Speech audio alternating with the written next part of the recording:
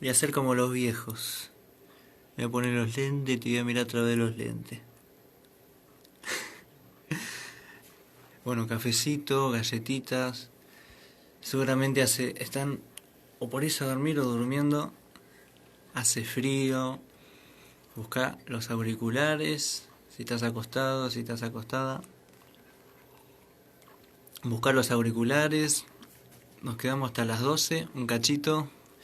Qué bueno que se están conectando. No sé cuánto van a durar porque se conectan y después se van a dormir. Ahora vamos a tener una entrevista cortita, una charla, ¿no? Una entrevista ahí con Brian. Hace frío, yo sé que hay muchos que están por irse a dormir. Así que le metemos una horita nomás, menos una horita, ya estamos terminando. ¿Cómo va Michelle?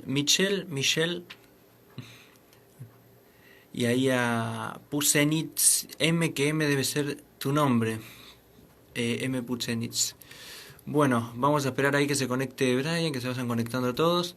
Esto es Debate Café, es una iniciativa en épocas de pandemia para charlar con la gente que quiero y la que no conozco también, así que si tenés algún conocido que quieras que se sume a esta charla o vos querés hablar conmigo, no hace falta ser nadie, no hace falta tener un cargo, tener un rol, no, simplemente tener ganas de charlar y hablar un poco de todo, como venimos haciendo.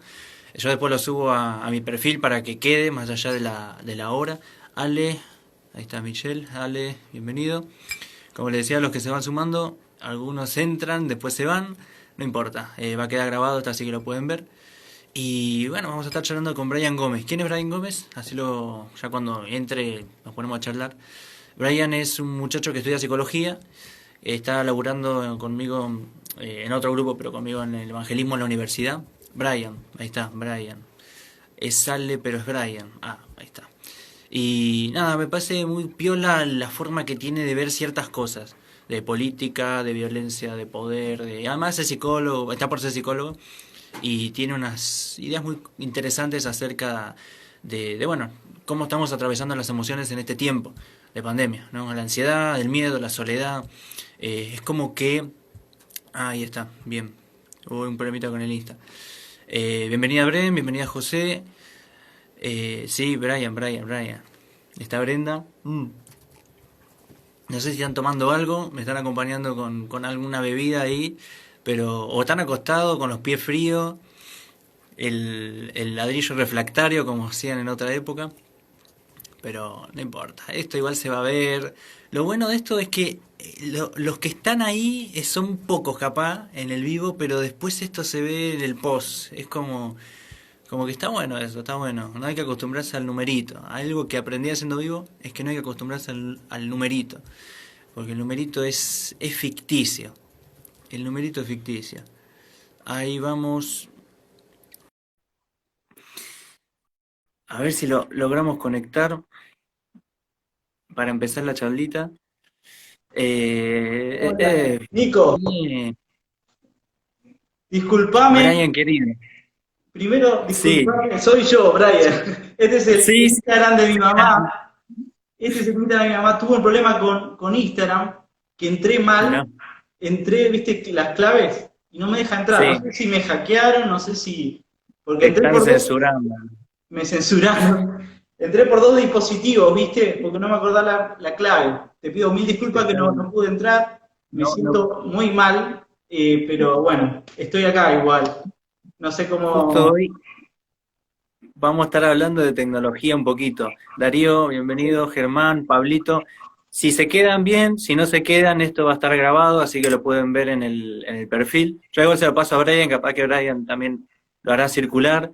Sí, Es el ciberpatrullaje, es el ciberpatrullaje. sí, Es sí. en cualquier momento. No me cambié el género, para que queden tranquilos. Es el celular el Instagram de mi mamá. Así que se ve que tuve un problema, Claro. viste, de contraseña y demás. No sé cómo será, pero bueno, acá estamos igual. Ahí estamos. No es mala idea la de YouTube, Darío. Es buena. De hecho, estoy pensando en tirar este formato a YouTube también. Que esto quede ahí, nada, circulando por YouTube. Está funcionando bien YouTube en las reuniones de particulares, así que, bueno, nada, vamos a lo que nos atañe esta noche. ¿Estás tomando algo, Brian? No. ¿O estás Llévate café. ahí? Perfecto. Esa es la, viene el que sentí el espíritu. Yo pensé que Brindamos, hacemos un brindis. brindis. A ver ahí. Brindis. Choca, choca, choca. Vamos a hacerlo bien. Si lo hacemos, ahí va. Ahí está. Que no se vuelque nada. Yo pensé que Bueno. era debate whisky, pero no, debate café. Casi me traigo el whisky. No. Por ahora el wifi, para que venga un poco más el frío. Yo no tomo alcohol, pero para los que toman, espera que venga un poquito más el frío. Igual, va, está llegando el invierno, está Sí, llegando. tal cual. Bueno, más o menos te presenté, así que vamos a arrancar charlando. Sí, Bueno, amigo, ¿por dónde empezar? Vamos a arrancar por el tema de vos que estás estudiando psicología, de las emociones, ¿no? Y te meto en este dilema, emociones versus espiritualidad, ¿no? Uno es espiritual, busca al Señor, lee la palabra, entiende lo de la intimidad, pero las emociones lo atraviesan, ¿no? Tristeza, angustia, si en la casa no hay un ambiente, un buen ambiente, se siente mal, ¿no? Y uno puede entender los procesos, Dios y todo eso, pero ¿qué pasa con las emociones? ¿Cómo uno las maneja? ¿Cómo es esa relación? bueno, mirá, te doy un caso reciente de ahora, cocinado, y te doy el caso del Instagram porque me siento así, de esa manera, ¿no? Que me siento, es bueno decir lo que sentimos. Y ahora me siento un poco mal porque no pude entrar desde mi Instagram, justamente. Ahí invadió la emoción, invadió un estado de, digamos, de ansiedad, pero que ahora está bajando porque estoy hablando con vos. Es decir, la emoción es una parte integral, una parte fundamental del ser humano. Ahora bien, lo espiritual también. El tema es que hay que buscar el equilibrio, ¿no? En la persona, en el ser integral. Las emociones son parte natural del ser humano. Lo mismo que lo espiritual. Lo mismo que la razón, ¿no? Entonces, hay que buscar el equilibrio y, obviamente, las emociones que se exageran o las emociones negativas muy fuertes producen síntomas, digamos, a nivel corporal, ¿no? Ujú. Producen diferentes, justamente, patologías, podríamos decir, si se exacerba, pero la emoción es algo natural. Cuando uno está, el espíritu domina la emoción. El espíritu, cuando Ajá. estamos llenos del Espíritu Santo, domina el campo de las emociones y nos permite tener un equilibrio. Por eso dice la palabra que hay que, bueno, enojarnos, pero no que pase el sol sobre nuestro enojo, ¿no? Sí.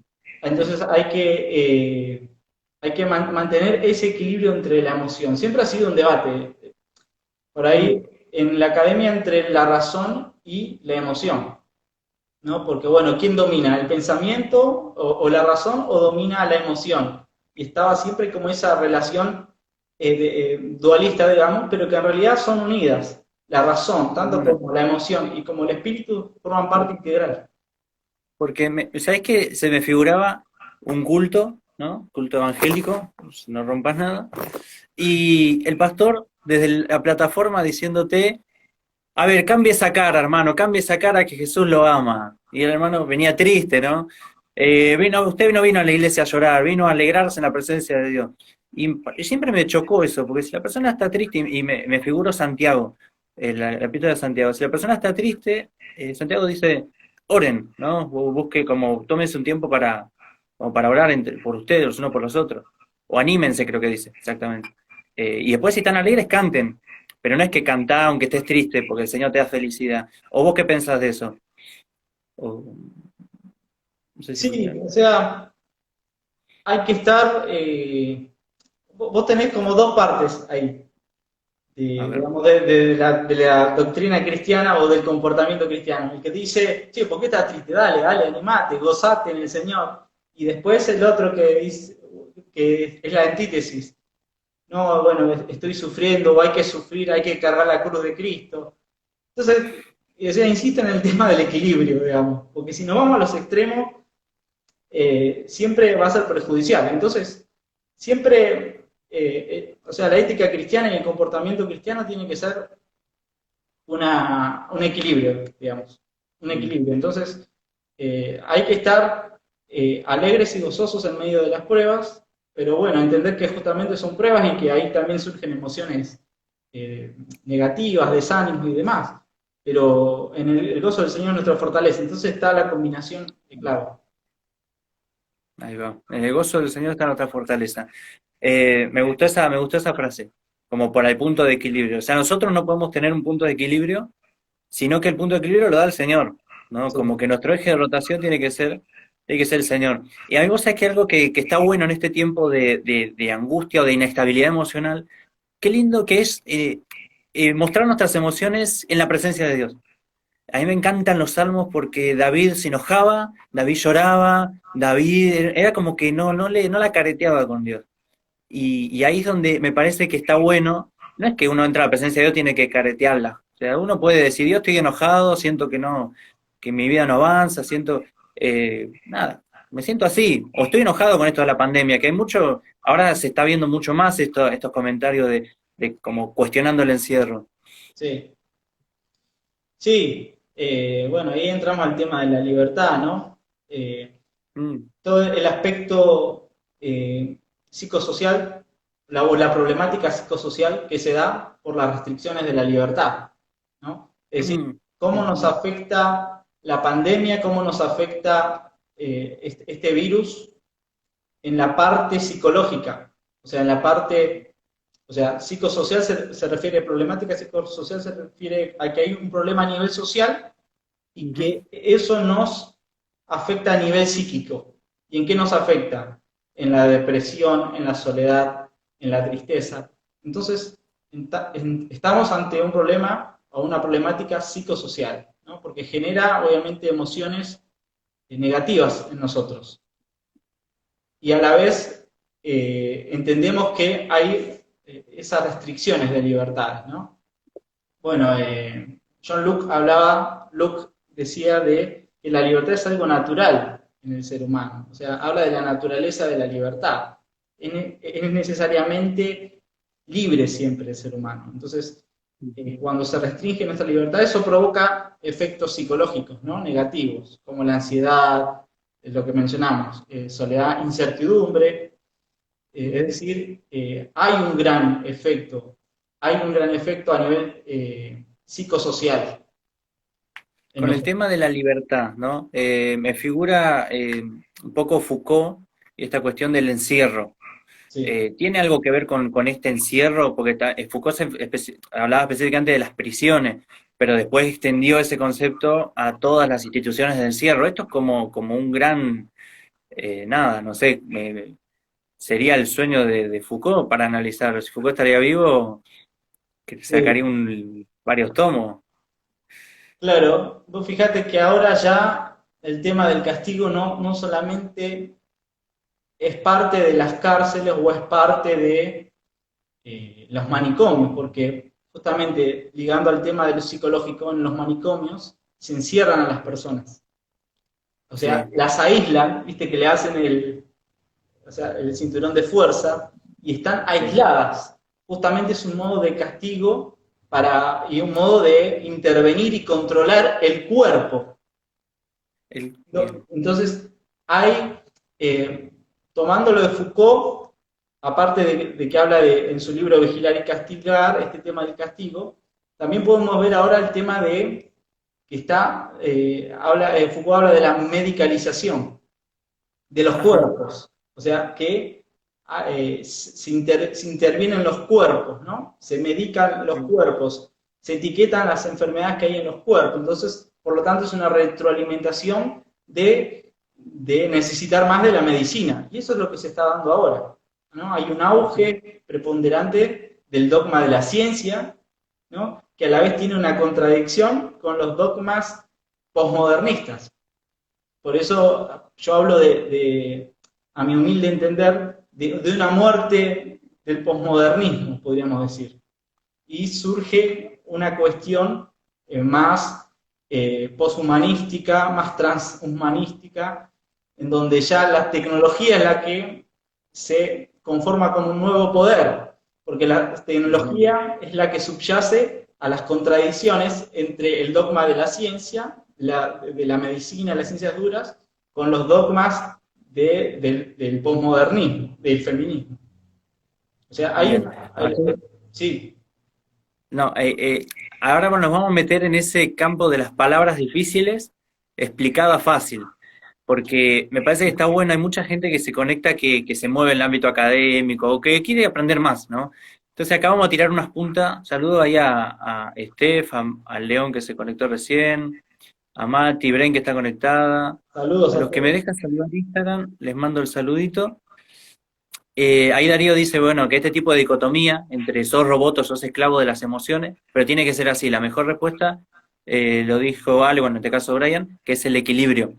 Eh, ahí está. No, que está bueno esto, porque necesitamos en este momento estar. A ver, cuando las emociones son intervenidas, ¿no? Como vos hablabas cuando se habla del cuerpo, cuando Foucault habla del cuerpo, habla como un lugar donde se mapea también el poder, no se puede mapear el poder. El poder no es algo que está por afuera, sino que también nos atraviesa. Y hoy más que nunca el poder, y en esto capaz que coincidimos, el poder es algo que no viene de afuera con un garrote, sino que se interioriza.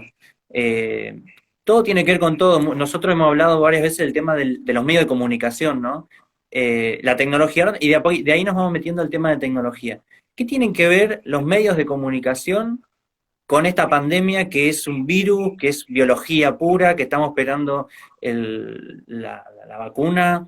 ¿Qué tiene que ver los medios? ¿Qué tiene que ver las grandes instituciones supranacionales como la Organización Mundial de la Salud? ¿Qué tienen que ver los países? Vamos metiéndonos como por esos caminos.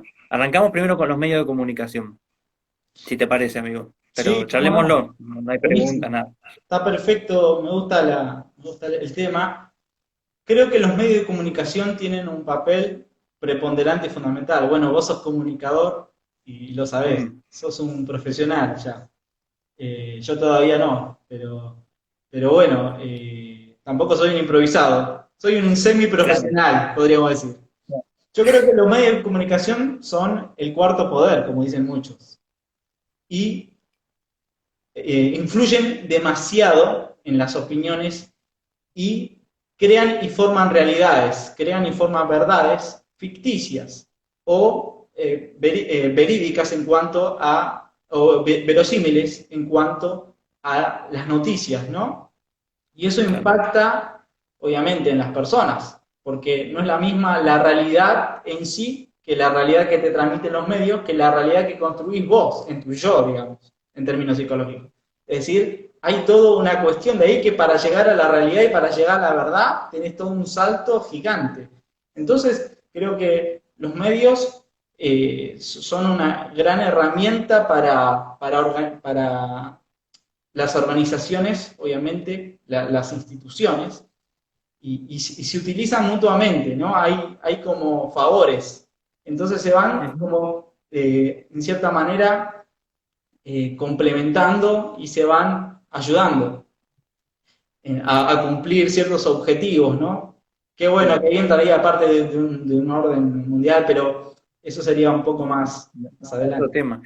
Te tiro una. Hoy estaba viendo páginas web, hay una que se llama Virus Tracker, no sé qué, que es toda me dio un poco de miedo porque digo, es toda una página donde está lleno de números de los casos actualizados de todos los países del mundo, ¿no? Como contadores, gráficos y demás. Hay como una cosa de lo matemático ahí o de los números y demás que, nada, que me parece que también si entramos en ese juego es peligroso. Y fíjate qué tan mal nos hace el aumento de casos por día. De hecho, los medios, los principales portales de Argentina tienen anclado arriba un contador de los casos y van subiendo, bajando. Con los infectados, en el caso de Infobae creo que tiene los recuperados, pero estamos como consumiendo mucho de eso y nos hace daño, me parece. Sí, nos hace mucho daño la sobreinformación, Mm, el estar pendientes, ¿no? todo el tiempo del coronavirus, de las noticias del coronavirus. Va generando mucho miedo, va generando más ansiedad, va generando más aislamiento Más psicológicamente. aislamiento. ¿Eso es intencional? ¿Vos qué pensás? Yo creo que es sobre todo inconsciente. Las personas Mm, se aíslan de forma inconsciente porque reciben los metamensajes, ¿no? Y al recibir los metamensajes, por ahí dicen, no, bueno, ya va a pasar o no pasa nada, pero inconscientemente se están aislando más. ¿Por qué? Porque se quedan en sus casas, porque no quieren salir. No, pero o sea, dicen ya va a pasar, pero se quedan en sus casas. O sea, y no digo que no claro, se queden en sus casas, sino que hay que tener en cuenta estos fenómenos propios que nos están sucediendo, ¿no? O sea, que estamos llenos de contradicciones. Por eso digo que hay muchas tensiones y hay muchas, por eso yo le llamo las distopías locales. O sea, hay muchas formas ficticias de ver el mundo en diferentes lados. Por ahí en una casa dicen, uy, ya se viene el fin del mundo y va a venir un extraterrestre. Pues ya se viene el fin del ujú, mundo y va a venir, no sé, bueno, en tema de apocalipsis, va a venir un meteorito, es decir, hay ciertas claro. formas de construir el mundo y de lo que está sucediendo y que afecta. ¿Por qué? Por medio de, o sea, por medio de esos medios, ¿no?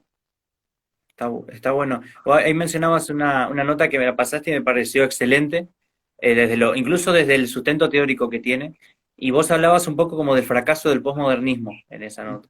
Y hablabas de la tecnología. ¿Querés contar un poco de eso?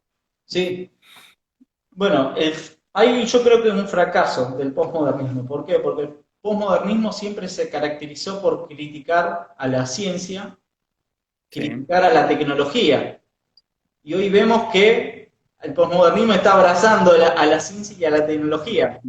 Vos fíjate que Absolutamente. por ahí más los ideólogos de la izquierda son los que están pidiendo auxilio a la ciencia, están pidiendo auxilio a la medicina. Y hay una contradicción en términos. Hay crisis. Es decir, y entre esas crisis, entre la crisis de la ciencia y entre la crisis digamos, del posmodernismo, subyace la tecnología. Y la tecnología está como atraviesa a esas tensiones entre el dogma de la ciencia y los dogmas, digamos, de las ideologías de izquierda o de las ideologías postmodernistas. La tecnología atraviesa todo eso, ¿no? Entonces, Sí. al, atrave- digamos, al haber una contradicción entre el dogma de la ciencia que ahora se instaló y entre el dogma del posmodernismo, entran en crisis los dos, pero al entrar en crisis pierden poder. Y entonces al perder poder toma el poder o el nuevo poder la tecnología, que ya no deja de ser tecnología, sino que aparece una hipertecnología. Claro. Una hipertecnología. Entonces, es por ahí medio complejo el constructo teórico, pero Pero, pero la, ¿sabes qué se me figura? Salvando la distancia, ¿no? Pero, ¿viste Matrix? claro, En el concepto de, me gustó mucho cómo lo llevaron, lo tengo fresco porque vi la trilogía hace poquito, de los hermanos Wachowski, que ahora son transexuales, eso es un dato muy curioso. Después de la segunda empezó el proceso de, de transformación y demás, y ahora con el estreno de la última película, uno de los hermanos, ahora hermana, nada, confesó el tema del cambio de sexo. Pero me parece muy interesante como para pensar en esto de la tecnología y el rol que ocupa, ¿no? sí, A ver, fracaso del posmodernismo. Posmodernismo, estamos hablando de cultura global, ¿no? Una cultura que supuestamente nos atraviesa a todos en todo el mundo, alta conectividad, la religión out, la cultura popular out, todas esas cosas afuera, y un marxismo cultural que es funcional al sistema, porque esta pequeña, a ver, que vos algo lo nombrás también en la nota, el tema del marxismo metiéndose ahora con las cuestiones ecológicas, la violencia espécica, no sé cómo se dice, o transespecie, sí, como buscando su nicho, su lugar en algo que nada, cuando Marx originalmente pensó en la estructura económica, hoy están defendiendo nada, las relaciones sexuales con un pato. Entonces, es sí, como que vos decís, nada, nos fuimos al pasto. tal cual. Pero Sí, sí. la tecnología, ¿no? La tecnología, definición de secundario, la optimización de los recursos naturales, que las cosas que están a tu alrededor, para servirnos para una mejor calidad de vida, ¿no? Definición de secundario, con eso aprobamos la secundaria. Genial. Hoy, ¿qué es la tecnología? ¿Y qué lugar ocupa en este mapa del poder eh, que se está reconfigurando claramente? Claro, por eso yo hablo de que hay ahora una hipertecnología. ¿Por qué? Ujú. Porque justamente el COVID-19, el coronavirus, dejó en evidencia que o sea, que este mundo globalizado se hizo más globalizado aún. Entonces, ya, o sea, ya aparece un nuevo centro de poder, que es la hipertecnología o el tecnopoder, que yo le llamo. Entonces, vos ya la estructura económica que pensaba Marx ya entra en tensión, ya no sirve. La superestructura, que ahora está siendo atacada por las ideologías de izquierda, por el feminismo, el tema del lenguaje inclusivo, el tema de nuevas ideologías o falsas doctrinas teológicas. O sea, hay todo también una especie que sigue luchando, ¿no? Hay una batalla todavía en la superestructura, pero yo pienso que ahora aparece lo que yo llamo la supraestructura, que es la tecnología, porque ya no es una lucha económica, tampoco, o sea, no es una lucha de clases como lo pensaba Marx, sino que hay una lucha de tecnologías. Pues fíjate que yendo a lo que me preguntaste de la Organización Mundial de la Salud, hubo un Ujú. rumor de que se hackeó las páginas de la Organización Mundial de la Salud y de Bill Gates, ¿no? O sea, el ultracapitalista que está a favor digamos, los tintes de izquierda. Entonces, Claro.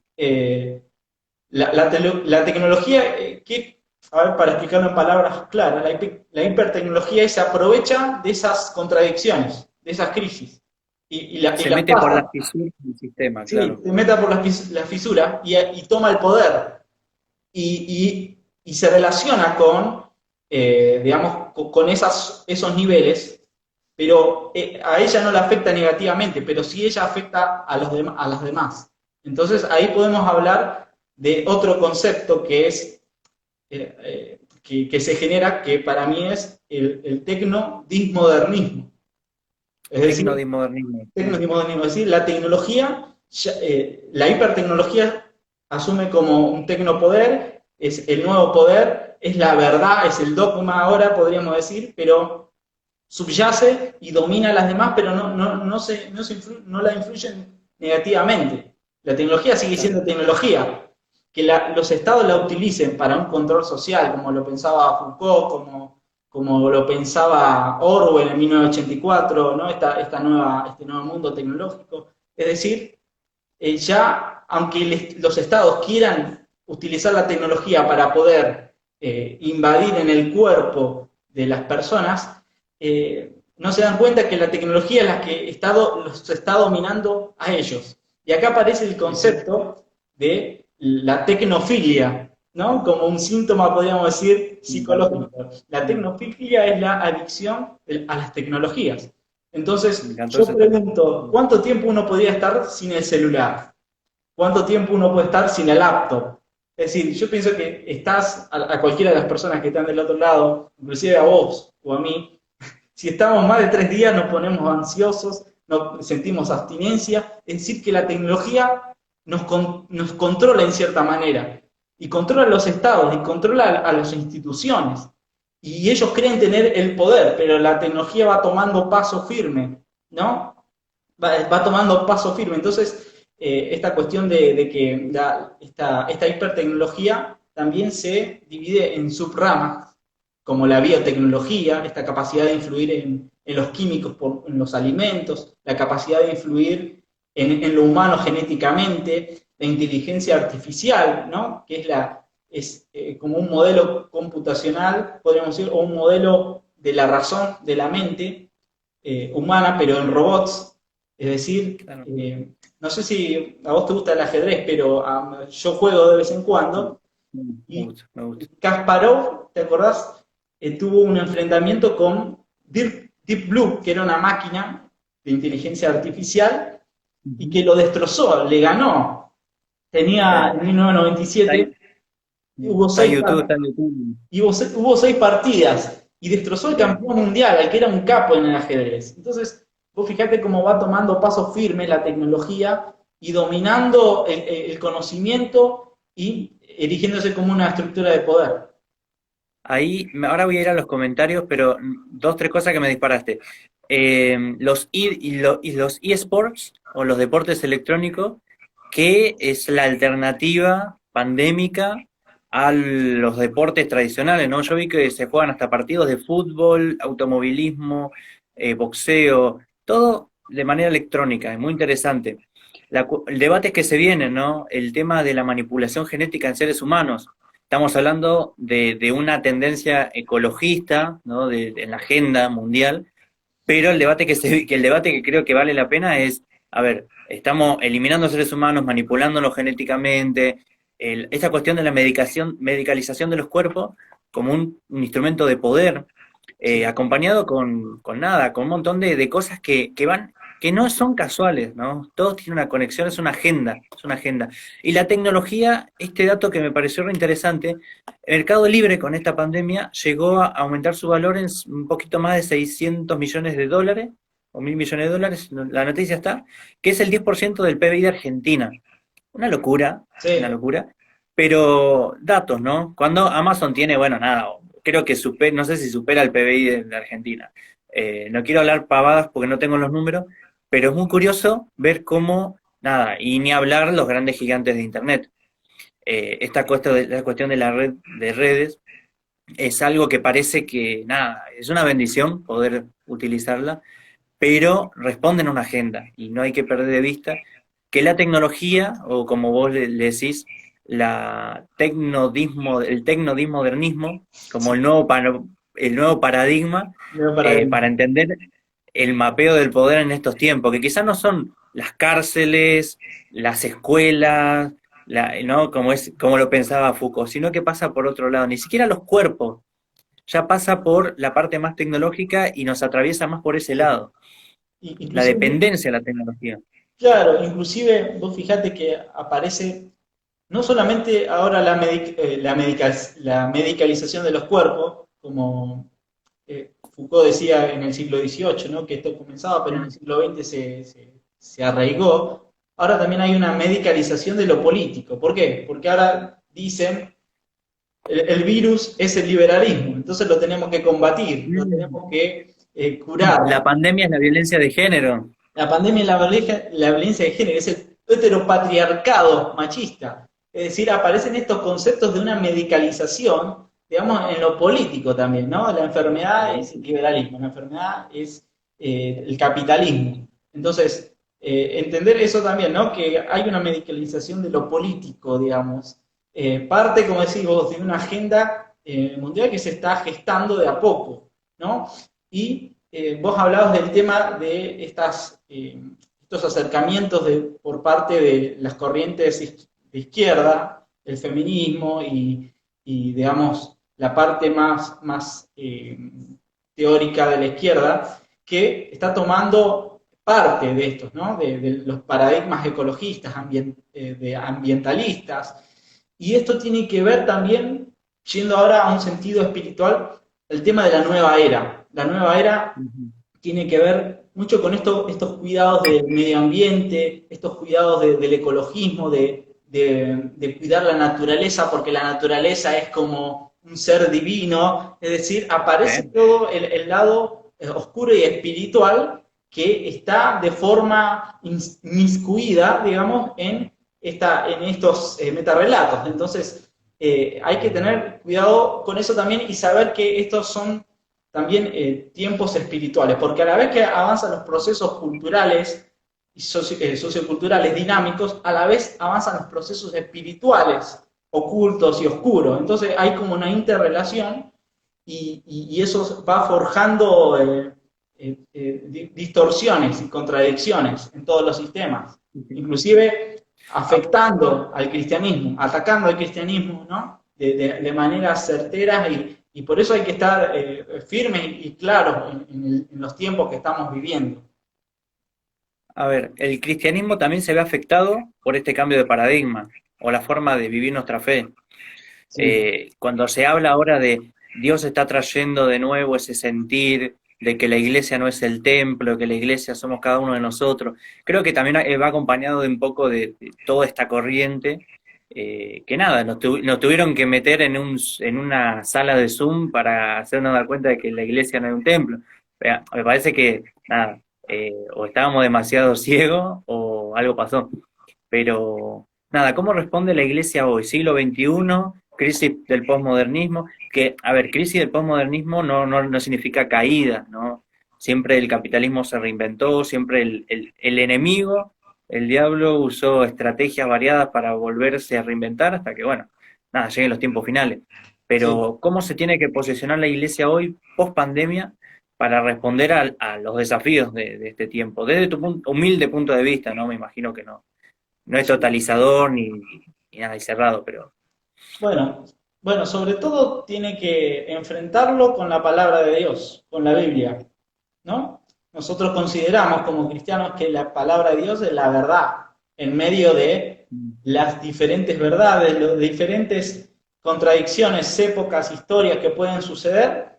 Jesús dijo, cielo y tierra pasarán, pero mi palabra no pasará. Entonces, lo único que siempre permanece es la palabra de Dios, es el logos, es la palabra viva y eficaz. Entonces, la palabra de Dios es poder. Entonces, a nosotros llenarnos de la palabra de Dios, que es la palabra profética más segura, vamos a poder entender más los tiempos que estamos viviendo, que ya fueron profetizados, ¿no? En Mateo 24, que Jesús hablaba de todo lo que está sucediendo ahora y hablaba también de las falsas profecías, de los falsos profetas. Es decir, nos hablaba de un mundo espiritual caótico de oscuridad en el cual nos instaba a que nosotros podamos permanecer en la identidad de Él, que es ser luz. Por eso Él nos dice, ustedes son la luz. Es decir, habla en comunidad, no habla de forma individual. La iglesia es comunidad. Más allá de que ahora estemos aislados, más allá de que ahora nos hayan coartado en cierta manera las libertades, nuestra libertad puede estar físicamente coartada, pero nosotros sabemos que nuestra libertad espiritual siempre está abierta y somos libres. Nosotros somos libres, en Cristo somos libres siempre, estemos encerrados, estemos afuera, estemos arriba, estemos abajo. Entonces hay que entender que siempre somos libres porque Dios nos libertó. Y a partir de eso, basarnos en la palabra de Dios, que creo que es lo más, no creo, o sea, lo creo y lo sé, que es lo más seguro, sí. ¿no? Sí. El espíritu de Pablo encerrado en la prisión con los grilletes, escribiendo una iglesia que estaba pujante, creciendo, media ahí a los tumbos, pero con ese espíritu, qué loco. Ahí sí coincido en que podemos llegar si se recupera ese espíritu, estar volviendo un poco a esa iglesia primitiva.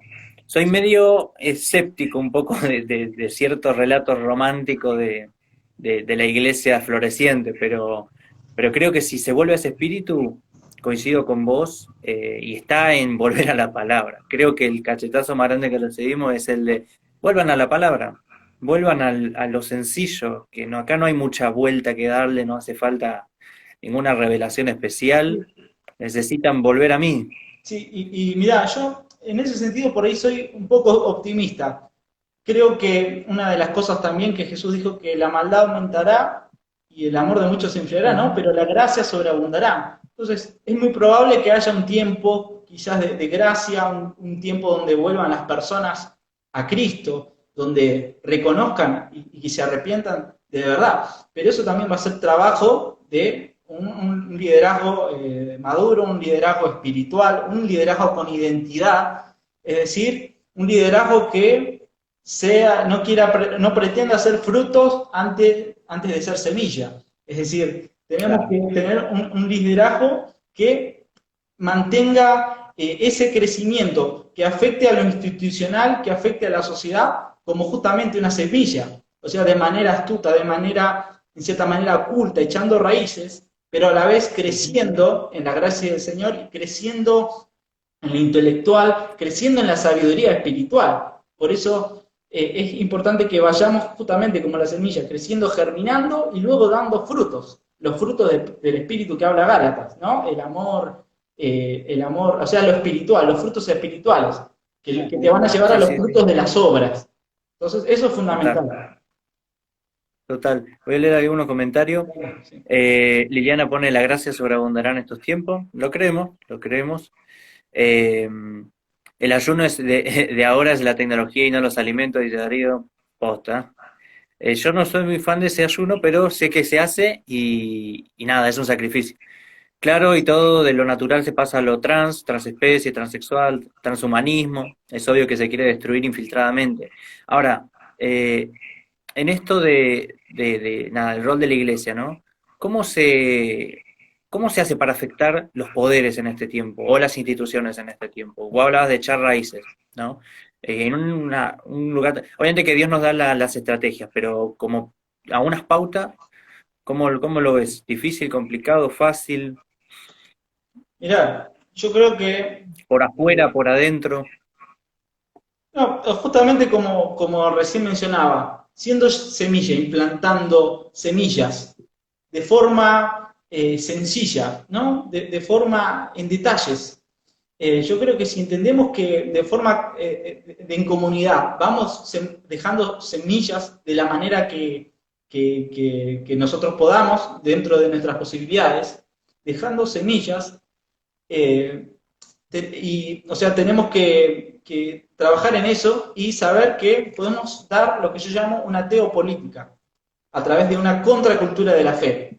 ¿A qué me refiero con teopolítica? No me refiero a la teología política que hablaba Carl Smith, que diseñó este concepto, el cual era del régimen nazi, y trataba de unir los conceptos cristianos como por ejemplo de soberanía y autoridad, ligándolos al tema del Estado. O sea, consideraba que, por ejemplo, el término de autoridad y soberanía dependían de Dios, ¿no? Pero hacía toda una mezcla con el tema del socialismo y Sí, la sí, parte sí. conservadora de nazi. O sea, a esa teología política no me refiero, me refiero a una teopolítica, que está más ligado a una teocracia, a una teonomía, Claro, que perfecto. a términos estructuralmente políticos. Entonces, teopolítica básicamente es establecer el reino de Dios en las instituciones. ¿Y cómo? Sabiendo, recordando quiénes somos, o sea, sabiendo quiénes somos, nuestra identidad, ¿no? Y siendo hijos de luz. Entonces, debemos también, mira, lo que nosotros nos hace diferente, porque también tenemos que fijarnos en lo que decimos los cristianos. Por ejemplo, alguna frase que decimos es, bueno, tenemos que marcar la diferencia. Sí, está bien, pero ¿cómo marcas la diferencia? O, bueno, el evangelismo es un estilo de vida. Bueno, pero el Islam también es un estilo de vida. El budismo es un estilo de vida. Entonces, si hacemos un reduccionismo en términos comportamentales o culturales de lo que es el Evangelio, creo que no me parece de todo acertado. Creo que el Evangelio es sobre todo un modo de ser en el mundo, un modo de ser en las instituciones, un modo de ser en los diferentes lugares y ámbitos donde nos movemos. Entonces, cuando nosotros recordamos que somos hijos de Dios y que tenemos un evangelio de poder, que es un poder distinto y es un poder que justamente es el que nos marca la diferencia a los demás poderes, porque es un poder donde hay milagros, donde hay sanidad. Vos fijate que cuando Jesús resucitó, el primer mensaje y orden que les dio es: y estas señales seguirán los que creen en mi nombre, echarán fuera demonios, sanarán enfermos. O sea, yo creo que eso sí, persiste todavía. O sea, vos tenés en la parte teológica el continuismo y el cesacionismo. El cesacionismo dice, bueno, ya cesaron los milagros, los dones, y el continuismo dice, no, todavía sigue. Continúo. Yo creo que todavía sigue eso. El tema es que necesitamos saber que tenemos un evangelio de poder, necesitamos saber quiénes somos y no tenemos que avergonzarnos, porque el apóstol Pablo le dijo a Timoteo, Dios no nos dio un espíritu de cobardía, sino de poder, de amor y de dominio propio. Entonces, el poder que tenemos nosotros es diferente a cualquier religión, a cualquier filosofía, a cualquier forma que pueda pasar, o sea, que pueda haber, porque pueden pasar las épocas, pero Dios es el mismo ayer, hoy y por los siglos de siglos. Entonces debemos entender que tenemos un evangelio de poder, que debemos forjar nuestra identidad en santidad, en fe, en comunión, para poder hacer frente contraculturalmente. Por ejemplo, podría ser una forma de ir a la institución y orar por el decano. Es decir, ¿qué necesidad tenés? Y orar, o sea, por fe y orar. Y bueno, tengo una enfermedad, y orar, y que Dios lo sane. Porque él está acostumbrado al tema discursivo, está acostumbrado a leer notas, está acostumbrado a trabajar en lo burocrático, pero en cuanto a poder, es otra cosmovisión la que nosotros presentamos. Entonces nosotros tenemos que ir por ese lado de la forma sencilla, pero implantando y dejando semillas de poder de Dios. Exacto, me encantó, me encantó. E incluso en esta idea de la teopolítica, creo que involucra esto de Dios es el soberano. Fíjate qué loco cómo choca de frente con los preceptos de la Revolución Francesa, que dice que obviamente la soberanía residía en el rey y se reclamaba que la soberanía residía en el pueblo, que en realidad no era en el pueblo, sino que era en los estratos medios, en la parte de los artesanos, los comerciantes y demás, hasta que, bueno, nada. Eh, Me parece que está bueno para pensarlo y volver a esta idea de Dios es el soberano y que arranque por nuestras vidas. Si Dios es el soberano y Dios quiere obrar desde tu lugar, ¿por qué no hacerlo, no? Desde la secretaría, desde una secretaría, desde un lugar como estudiantes, como trabajadores, como incluso quizás algunos lleguen a una parte, un lugar de liderazgo de influencia y también desde ese lugar. Y antes de que se nos acabe el tiempo, porque capaz que en cualquier momento nos acaba y no quiero dejar de preguntarte esto. ¿Cuál es la verdadera revolución hoy? Porque pensando en que todo el tiempo el ser humano está como queriendo buscar como su norte, por decirlo así, ¿no? Nosotros obviamente que vamos siguiendo al Señor, mirando al Señor, pero hoy en este contexto, ¿cuál es la verdadera revolución? ¿O hay alguna revolución posible? Eh, Nada, me gustaría como poder profundizar en esta palabrita un poco.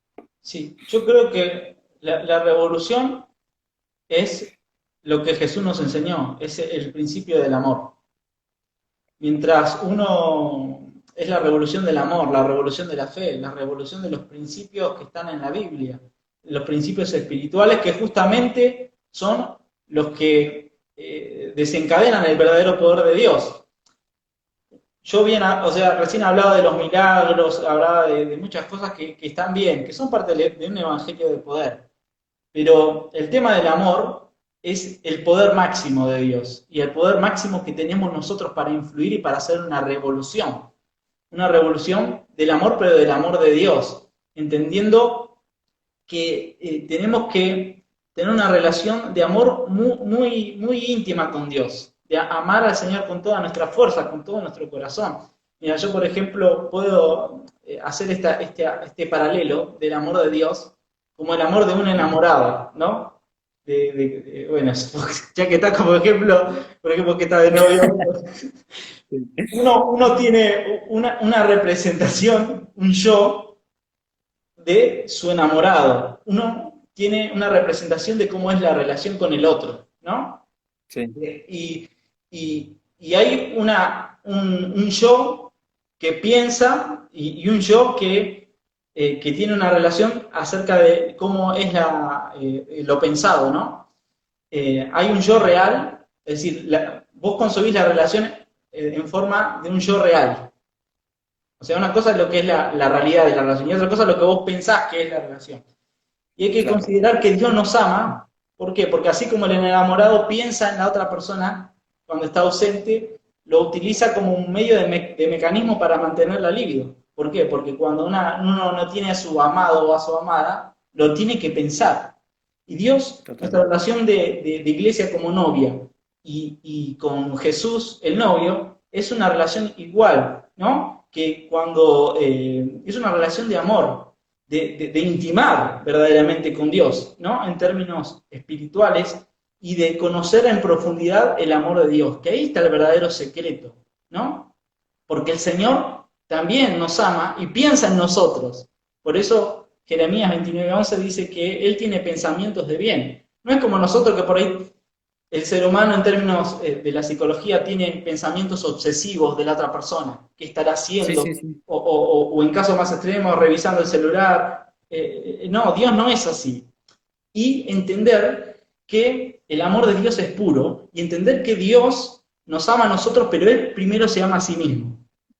Entonces, esto es un concepto fundamental, porque en Isaías, Él dice, en el libro de Isaías, ¿no? En las Sagradas Escrituras, Él dice, yo perdonaré sus pecados por amor a mí mismo. Es decir, que no tenemos que pensar solamente que Dios nos ama y que somos nosotros el centro del universo. No, primero Dios se ama a sí mismo, porque se satisface en sí mismo, porque Él es amor. Y luego Él nos ama a nosotros. Y por eso, a través de eso, nosotros, como Él nos ama, respondemos a ese amor. Entonces, la clave de la revolución está en un amor y en una intimidad con Dios para que después en las obras se hagan ese amor, se materialice en ese amor. Excelente. Me gustó mucho. La verdadera revolución es el amor y no el amor que profesó el hipismo en los Claro, 70, 80, es el amor de Dios. Porque ahora también se habla mucho de amor, pero es un amor corrupto, es un amor que hiere más que sana. Eso me parece que es muy loco. Yo sí, lo sí. noto mucho. Yo tomaría el concepto de Bauman de amor líquido. Es decir, Ah, me encanta. Sí, sí, sí, esta sí, cuestión total, de total. relaciones líquidas, de relaciones espurias, ¿no? Que están atravesados en esta nueva era, ¿no? Entonces, es un amor líquido. Entonces, tenemos que tener cuidado porque ese es el amor que no es de Dios. Es un amor con miedo, con inseguridad, un amor que no te importa el otro, entonces lo dejás. No tiene un sentido real el amor. Ahí pasa por el deseo, pasa por una idealización, como el enamoramiento. Sí, O sea, son cosas diferentes. El amor es una cosa, el deseo es una cosa. El deseo, como Hegel decía que el deseo es la presencia de una ausencia. Entonces, el amor en realidad es el cuidado, la protección. El amor confía. Entonces, tenemos que entender eso, ¿no? Esa cosa de amor que es la genuina, que es la de Dios, y el amor líquido, moderno que te ofrece el mundo, que en realidad es efímero, que se basa en apariencias, que es pasajero, y ahí culmina y termina. claro, Eso claro. sucede. Y Bauman hablaba de la modernidad. En Sí, épocas postmodernas directamente ya creo que pasa a un estado impresionante. Está bueno para buena cita. Amigo, vamos a ir cerrando por hoy. sí. Sigue la charla. Después vamos a ver si Después, subimos el completo. fíjate si después me lo puedes pasar a mí. Te lo voy Disculpame a que pasar. mirá, no pude entrar desde Cultura y tampoco desde el mío. No sé qué Qué pasó, locura, pero bueno. qué locura. Y otra cosa, la Sí, notita que me pasaste, vos la vas a linkear en algún lado por si alguien quiere verla, quiere leerla. sí, está en 7 en mi Instagram, 7 Brian Gómez. 7 7 brincos. Brian Gómez, y ahí está la nota y pueden entrar a verla, que hablo sobre la tecnodismodernidad, que es la nueva era que a mi entender está comenzando. Eso sí, Excelente, sí, sí, excelente. Y sí. bueno, nada, para tenerlo en cuenta ahí también, verá tus escritos y todo, porque es un chabón que piensa, me gusta que cuestiones, que vayas más profundo. Y siempre que uno profundiza, es para salir de nuevo. A mí me gusta el concepto de la divergencia y la convergencia. O sea, uno sale, se abre, se abre, se abre, se cuestiona mucho, pero para volver al mismo punto quizás. A mí el concepto pero con otra idea. A mí el concepto de 360 no me parece que uno vuelva al mismo lugar, porque si bien vuelve al mismo lugar, pegó toda una vuelta. Y 180. creo que asiente, claro. Y me parece que si diste la vuelta es por algo. Es por Claro, algo. Lo voy a, pa- o sea, y algo pasó en esa vuelta también, ¿no? Y está bueno para que podamos repensar las cosas que hacemos y cómo las hacemos, ¿no? Y eso que vos decís de la metainformación. ¿Qué estamos diciendo con lo que no decimos o qué estamos predicando con lo que no predicamos? Eso que va por abajo y sí, a qué interés está respondiendo. claro. Por eso Foucault hablaba de los discursos como poderes, como poder. Y nosotros en la Biblia, ¿qué hablamos?